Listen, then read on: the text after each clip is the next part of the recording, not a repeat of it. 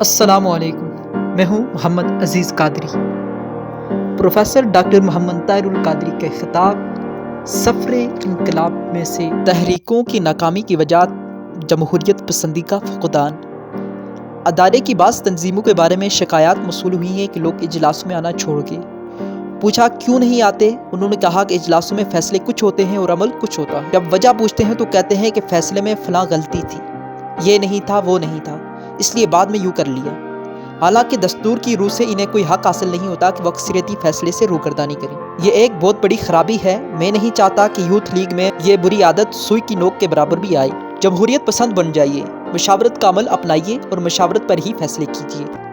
اس سے انشاءاللہ آپ کی جدوجہد میں برکت اور کامیابی کی ضمانت حاصل ہوگی۔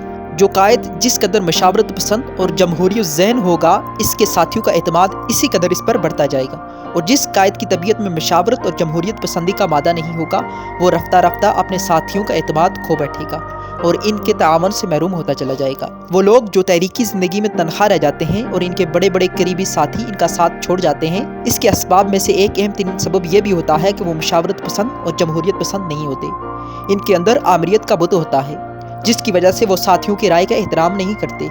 نتیجہ یہ ہوتا ہے کہ ان کے ساتھی تعاون چھوڑ دیتے ہیں اور آہستہ آہستہ ان کی تحریک میں دلچسپی ختم ہو جاتی ہے۔ یہ کسی بھی تحریک کے لیے ایک بہت بڑا دھچکا ہوتا ہے۔